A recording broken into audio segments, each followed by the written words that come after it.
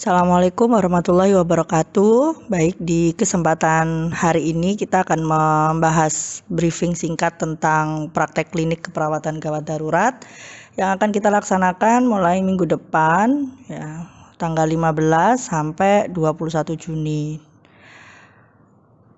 Lama praktek Anda adalah mulai hari Senin sampai dengan hari Sabtu selama 6 hari aktif. Maka Anda harus memperhatikan beberapa poin-poin penting ya, bahwa satu mahasiswa mempunyai kewajiban untuk membuat laporan pendahuluan, itu yang pertama.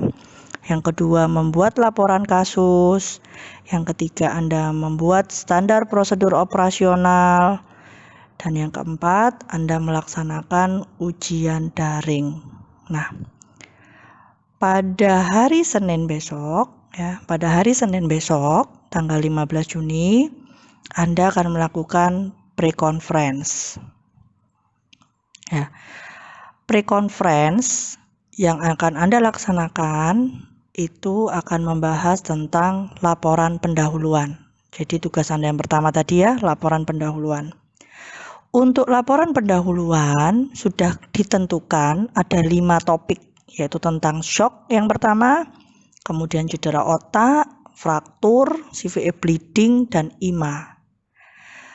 Perlu saya ingatkan bahwa satu pembimbing itu akan membimbing 10 mahasiswa, sehingga besar kemungkinan 2 orang mahasiswa nanti akan mendapat topik yang sama, namun tetap dikerjakan sendiri-sendiri karena ini adalah tugas individu.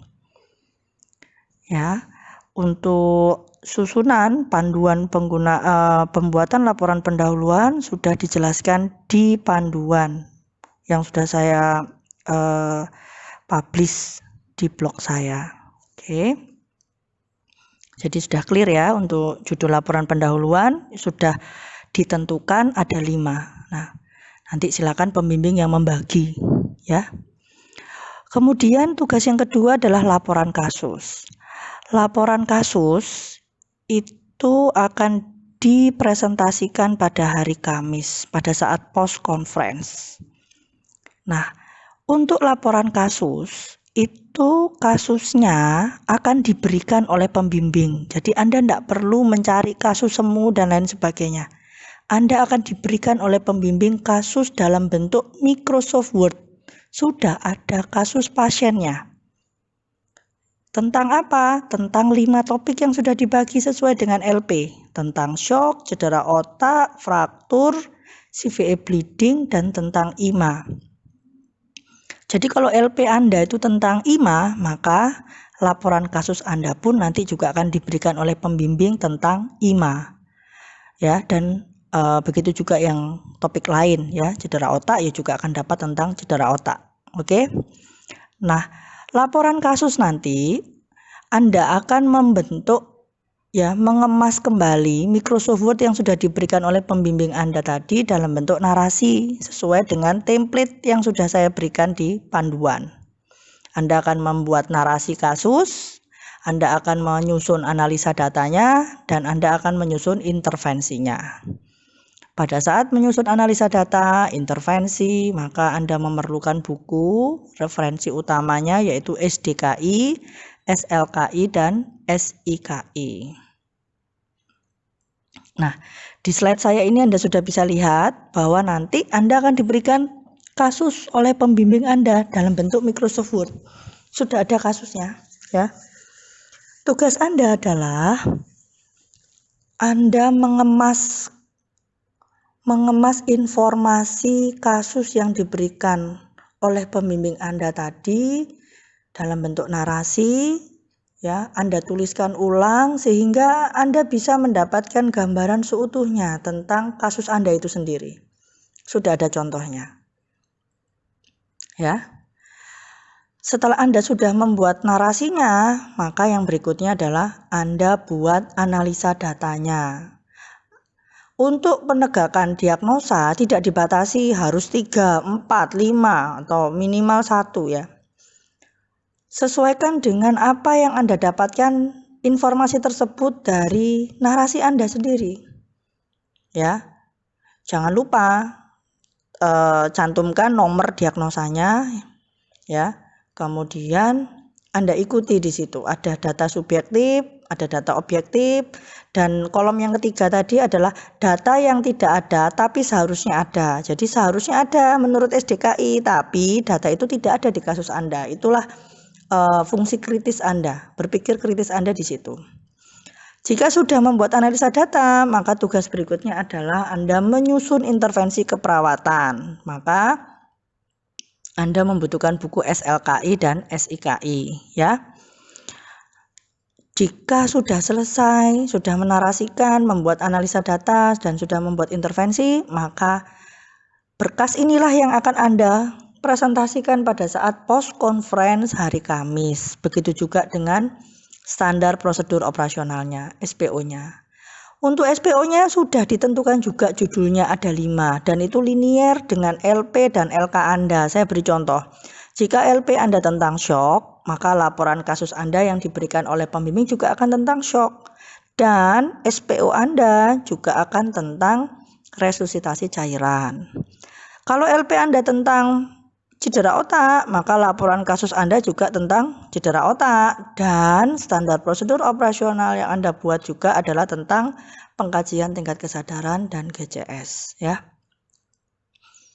Kemudian afektif ya, afektif juga masuk dalam penilaian kami ya. Jadi saya ulang di hari Senin ya, nanti Anda akan pre-conference, siapkan laporan pendahuluannya. Kemudian hari Kamis Anda akan post conference, siapkan laporan kasusnya dan juga standar prosedur operasional yang sudah Anda buat. Dan pada hari Sabtu Anda akan ujian tulis daring. Materinya apa? Materinya tentang LPLK dan SPO yang sudah Anda buat bersama teman-teman Anda ya. Jadi Anda mempelajari 5 topik itu tadi ya. Jadi saya ulang, hari Senin Anda akan paparan laporan pendahuluan ya pada hari Senin ya. Dan jangan lupa lakukan screenshot ya sebagai bukti kehadiran Anda pada saat pre-conference. Ya. Kemudian Senin sudah, Selasa, Rabu Anda mengerjakan berproses, maka hari Kamis adalah post conference. Pada hari Kamis Anda mempresentasikan laporan kasus Anda yang sudah dinarasikan itu tadi. Anda mempresentasikan tentang SPO. Dan jangan lupa lakukan screenshot yang kedua untuk bukti kehadiran Anda. Jadi ada 2 bukti screenshot yaitu pada saat pre dan pada saat post.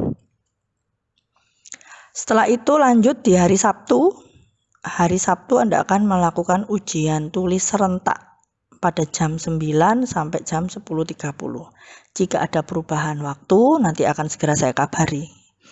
Materi yang diujikan sesuai dengan pre dan post, LP dan LK 5 topik itu. Jadi silakan nanti berbagi dengan temannya, menyimak betul apa yang disampaikan oleh temannya, apa yang diluruskan oleh pembimbing ya. Lalu lanjut di hari Minggu. Di hari Minggu Anda akan mengumpulkan LP, LK, SPO, bukti screenshot Anda melalui Google Form yang ada di slide ini. Silakan Anda kumpulkan paling lambat jam 000 hari Minggu ya, 2359 ya.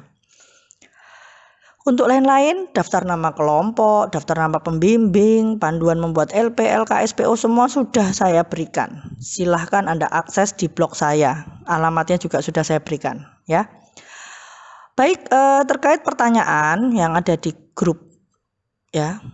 Yang pertama, untuk pembuatan analisa data dan intervensi tabelnya dipisah seperti yang di buku. Iya, ikuti yang di buku. Yang penting satu file, satu Word, satu Microsoft Word ya. Yang itu nanti Anda akan upload pada saat hari Minggu di link yang sudah akan saya berikan. Kemudian pertanyaan kedua, konsep penyakit apakah isinya hanya definisi? Boleh Anda tambahkan ya, sesuai dengan apa yang ingin Anda ketahui, karena sesungguhnya belajar membuat LP itu mencirikan mahasiswanya ya. Kalau keingintahuannya dia besar, dia akan lebih lengkap lagi LP-nya.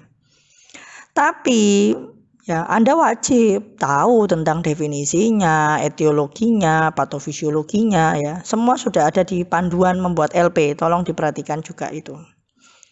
Sudah terjawab ya.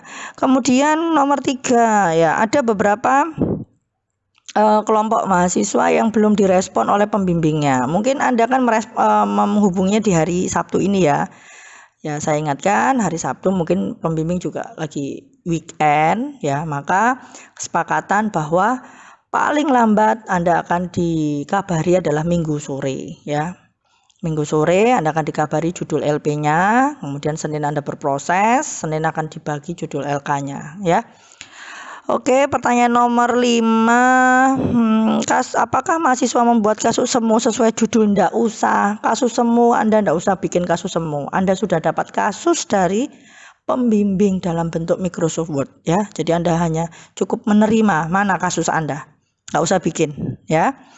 Kemudian nomor 6 sama pertanyaannya tadi terkait pembimbing yang belum merespon. Nomor 7 juga sama. Ya, kemudian nomor 8 untuk topik ya sesuai dengan kesepakatan. Nanti kami saling mengingatkan di antara pembimbing bahwa Anda tidak bisa lepas dari tidak diharapkan tidak keluar dari topik tersebut ya, 5 topik yang sudah ditentukan. Kemudian nomor 9 untuk pengerjaan laporan kasus, apakah ada contoh format pengkajian? Tidak perlu memikirkan format pengkajian karena Anda sudah terima matang ya, terima matang Microsoft Word-nya itu tadi. Jadi Anda cukup melihat kasus apa yang diberikan oleh pembimbing, Anda baca kasusnya, lalu Anda ambil poin-poinnya, lalu Anda ceritakan kembali dalam bentuk narasi. Ya, saya rasa itu cukup mudah dan bisa dimengerti. Saya rasa itu penjelasan saya, ya. Silakan dibaca lagi di panduannya. Ya, ingat hari-hari penting Anda yaitu Minggu sore, mungkin nanti batas respon dari pembimbing Anda. Hari Senin Anda presentasi LP, kemudian dan juga jangan lupa ya screenshot untuk bukti kehadiran. Kemudian jangan lupa juga hari Senin Anda bisa minta kasusnya supaya Anda bisa berproses di hari Selasa dan Rabu. Hari Kamis Anda melakukan post conference ya, jangan lupa bukti screenshot juga ada. Kemudian Anda mempresentasikan kasus, mempresentasikan SPO Anda ya. Kemudian hari Sabtu ya siap-siap untuk ujian daring jam 9 sampai jam 10.30. Pelaksanaannya sama seperti UTS ya teknisnya. Kemudian hari Minggu silakan untuk mengupload semua tugas Anda tadi ya. Jika ada yang kurang dimengerti, tapi saya rasa penjelasan saya sudah cukup jelas ya. Jika ada sesuatu yang mau ditanyakan, silakan ke pembimbing Anda dulu ya, atau ke Bu Merina silakan. Saya prefer jika Anda WA saya saja ya. Jika Anda perlu untuk berbicara dengan saya, silakan konfirmasi terlebih dahulu ya. Baik, saya rasa cukup penjelasan saya. Semoga apa yang kita laksanakan, apa yang kita rencanakan bisa berjalan dengan lancar. Selamat berproses, selamat belajar, semoga sukses ya. Terima kasih. Assalamualaikum warahmatullahi wabarakatuh.